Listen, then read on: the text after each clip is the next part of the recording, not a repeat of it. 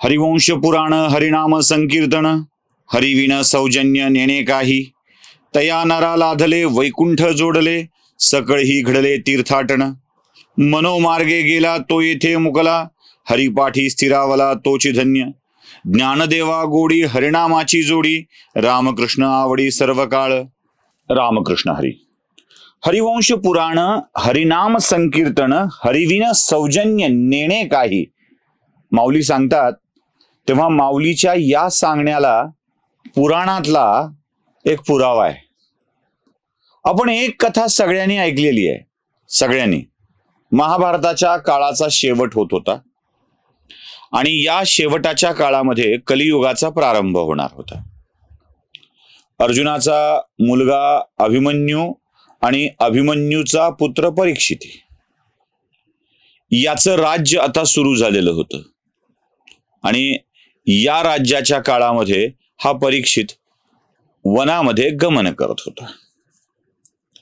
यावेळी जंगलामध्ये फिरत असताना मृगया करत असताना परीक्षिताला एकदा तहान लागली आणि तहान लागलेला परीक्षित शमिक नावाच्या ऋषीच्या आश्रमामध्ये गेला। ऋषी ध्यानस्थ बसलेले होते। त्यानं ऋषींच्याकडं याचना केली की मला खूप तहान लागली आहे, पाणी मिळेल का किंवा फळं खायला मिळतील का। ऋषी ध्यानस्थ असल्यामुळं ऋषीचं लक्ष गेलं नाही। तो बराच काळ तिथे उभा राहिला पण ऋषीचं काही लक्ष गेलं नाही। शेवटी परीक्षिताला राग आला। राजा असतो, राजा ना, राजाला वाटलं माझं ऐकत नाही म्हणजे अभिमन्यूचा मुलगा असला म्हणून काय झालं, कृष्णाच्या भाच्याचा मुलगा असला म्हणून काय झालं, अर्जुनाचा नातू असला म्हणून काय झालं, काय फरक पडत नाही ना।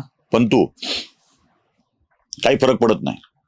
त्यानं शेवटी तिथे एक मरून पडलेला साप बाणाच्या टोकावर उचलला आणि तो ऋषींच्या गळ्यात घातला आणि निघून गेला दुसरीकडे पाणी बघायला। राजाला काय, कुठे पाणी मिळवू शकतो, निघून गेला।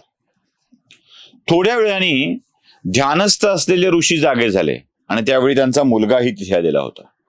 त्यांनी बघितलं की आपल्या गळ्यात कोणीतरी साप टाकलाय। मुलालाही राग, ऋषीलाही राग आणि अत्यंत क्रोधायमान झालेल्या ऋषींनी साप टाकणाऱ्या परीक्षिताला शाप दिला। त्यांचे पुत्र शृंगी त्यांनी शाप दिला आणि शाप काय दिला ते म्हणाले, ज्याने कुणी माझ्या पित्याच्या गळ्यात मरण पावलेला साप टाकला असेल त्याचा मृत्यू सर्पदंशाने होईल। आणि मग या शापाचे परिणाम आता परीक्षिताला भोगावे लागणार आहेत। इथपर्यंतची कथा सगळ्यांना ठाऊक आहे।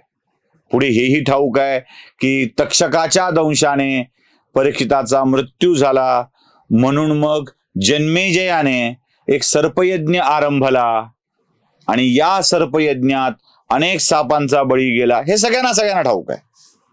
पण जेव्हा परीक्षित राजाला जाणीव झाली की आपल्याला शमिक ऋषी आणि यांच्या पुत्राने शाप दिलेला आहे, आता आपला मृत्यू अटळ आहे। जे लोक म्हणतात की चावू नये म्हणून ही व्यवस्था केली, ती व्यवस्था केली, खरं तर परीक्षितानं आपल्या वैराग्यासाठी या शापाला वरदानच समजलेलं होतं। त्यानं ठरवलं की आता पुढचा काळ आपल्या पुत्राच्या हाती राज्यकारभार देऊन आपण वैराग्याचं जीवन जगायचं। आणि मग गंगेच्या तीरावर एका आश्रमामध्ये सर्वसंग परित्याग करून परीक्षित आपलं आयुष्य कंठू लागला। मग अनन्य भावानं आपल्या आईच्या भावाचं, मामाचं स्मरण करू लागला। आता या सगळ्या प्रकारामध्ये आईच्या भावाचं नाही, माफ करा, आजीच्या भावाचं, म्हणजे तो उत्तरेचा पुत्र आहे आणि सुभद्रेचा पुत्र अभिमन्यू आहे, तो स्मरण करू लागला भगवान श्रीकृष्णाचं। मग अशा वेळी तिथे मुनी शुक्राचार्य आले। शुक्राचार्य आज थोडीशी गडबडच होते बोलताना। काय आहे प्रवासाला निघायचं आहे प्रयागराजच्या, आणि आपल्याशी साधायचा संवाद पूर्ण केला पाहिजे, या एका भावनेतून आज ती तारच लागत नाहीये. त्यामुळं एवढा एक भाग सांगून मी थांबणार आहे आणि मग प्रयागराजच्या संगमावरूनच आपल्याशी बोलण्याचा प्रयत्न करणार आहे. त्या शुकाचार्य जिथे गंगेच्या किनारी परीक्षित बसला होता तिथे आले. त्यांनी शुकाचार्यांना मनोभावे वंदन करून विचारलं, गुरुवर्य, मी मरणोन्मुख आहे, लवकरच मरणाच्या दारात जाणार आहे. अशा वेळी मला मोक्ष प्राप्ती व्हावी यासाठी कोणता मार्ग आहे का? काय करू शकतो? शुकाचार्यांनी खूप छान सांगितलं. म्हणाले, अरे बरं झालं विचारलास, कारण आता कलियुगाचा प्रारंभ आहे. या कलियुगाच्या प्रारंभाला जगात ईश्वरी अस्तित्व असणार नाही आहे. त्यानं जरी संभवामी युगे युगे असं सांगितलं असलं तरी ते युगे युगेतलं शेवटचं युग सुरू झालेलं आहे, आणि या शेवटच्या युगात तो प्रत्यक्ष काही येणार नाहीये. मग तो प्रत्यक्ष येणार नसेल तर काय केलं पाहिजे? मग काहीतरी असं असलं पाहिजे की त्याच्या अस्तित्वाची खूण ठेवेल, तो आहे याची जाणीव ठेवेल. मग काय आहे? तर हरिकथा, त्याचं नामस्मरण हेच पुढच्या कलियुगातल्या लोकांसाठी तारक ठरणार आहे, तेच त्याच्यासाठी आवश्यक ठरणार आहे. म्हणून माझा तुला सल्ला आहे की तू नामसंकीर्तन करावं, कथा कीर्तन करावं, हरीचं यशो गायन करावं. ते म्हणाला, मी तर ते करतोच आहे, पण तरीही काय ऐकावं, काय बोलावं हे मला सांगाल? तेव्हा शुकाचार्यांनी ठाण मांडून त्याला एक कथा सांगायला सुरुवात केली, आणि ती कथा होती भागवत पुराणाची. ते म्हणाले, भागवत पुराण ऐकलं की तुला बरं वाटेल, मोक्ष प्राप्तीचं साधन होईल.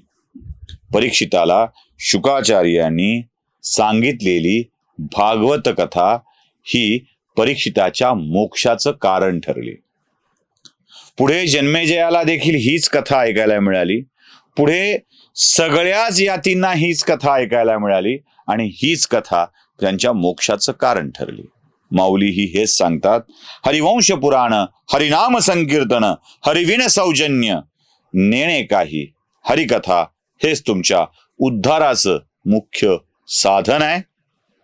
म्हणून आजही कुठेही जा, कुंभग्रामी जा, महाकुंभाच्या ठिकाणी जा, तिथे हरिकथा हीच तुमच्या मोक्षाचा आधार ठरते. रामकृष्ण हरी.